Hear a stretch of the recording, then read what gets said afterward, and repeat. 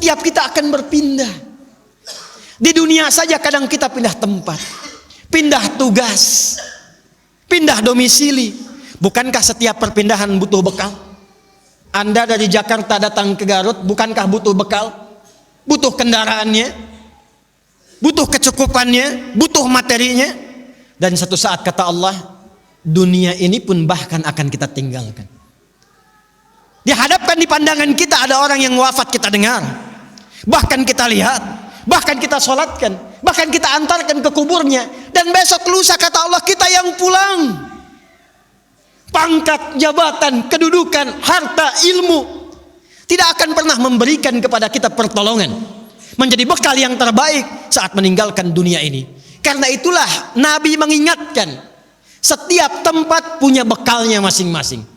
Anda dari Indonesia ke Malaysia, apa dipikir semua yang di Indonesia bisa berlaku di Malaysia? Tidak. Anda dari Indonesia ke Amerika, apakah uang yang berlaku di Indonesia laku di Amerika? Tidak.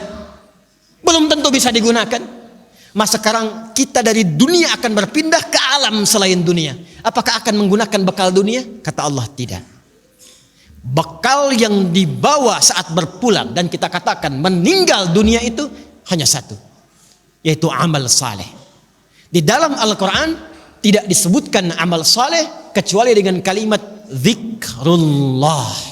Zikir. Zikir. Zikir. Zikir adalah nama lain dari amal saleh.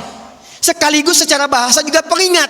Seakan Allah ingin mengatakan, hei ingat kamu akan wafat. Ingat kamu akan meninggal.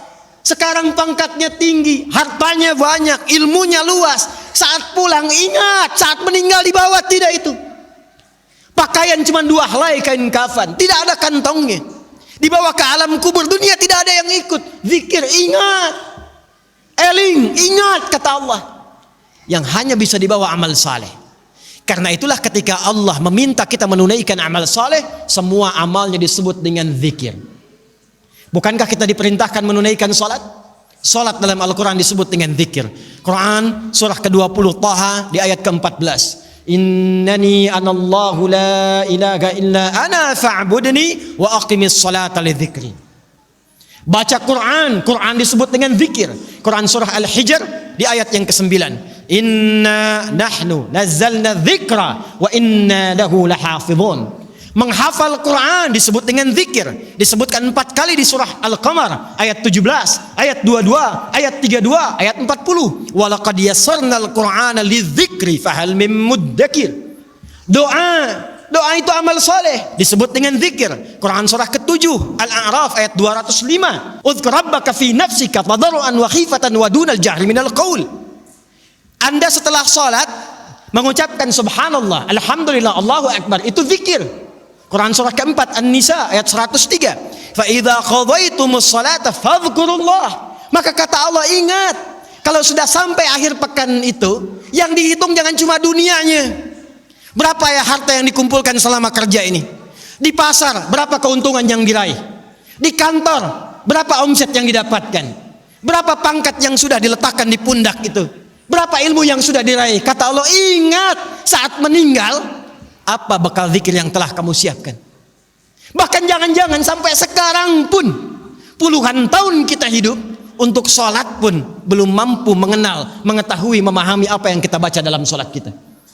Bahkan diberikan usia yang banyak pun, jangankan menghafal Quran, untuk baca pun masih belum punya waktu. Hadirin, anak-anak sekarang, kami katakan kepada Anda, saya membimbing anak-anak penghafal Quran. Ada yang matanya tak mampu melihat. Ada yang otaknya lumpuh.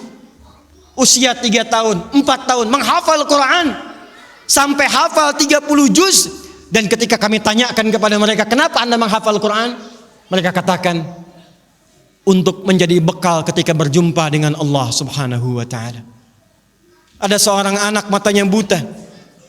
Orang katakan buta, kami katakan ditutup matanya oleh Allah supaya tidak memandang maksiat.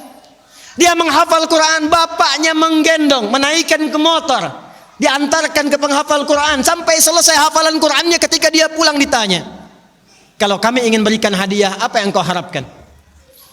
Kata beliau, saya hanya ingin doa saja. supaya Allah meringankan hisab saya di hari kiamat.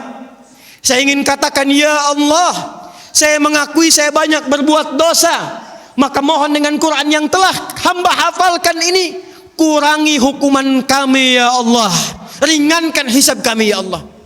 Anak kecil, matanya buta, belum baligh, belum berlaku hisab, menghafal Quran supaya minta hidupnya diringankan di hadapan Allah dari dosa-dosa yang mungkin dilakukan. Anda diberikan 40 tahun, 50 tahun, 60 tahun, kalau sampai detik ini mengharapkan surga Firdaus, tapi belum serius mencari bekal, maka dengan cara apa lagi dan berapa lama lagi Allah memberikan kesempatan kita untuk mendekat kepadanya. Karena itu insan beriman, bangun kekuatan, bangun silaturahim, jauhi sifat terpecah belah, jauhi polarisasi, satukan cinta di antara kita. Setelah itu tingkatkan ibadah kita, niatkan setiap pekerjaan kita untuk mendapatkan ridha Allah Subhanahu wa taala. Dan setiap tempat yang kita pijak, pakaian yang kita kenakan, kelak semua akan bersaksi di hadapan Allah. Itulah ikhtiar dan ibadah kita yang telah kita lakukan selama berkehidupan.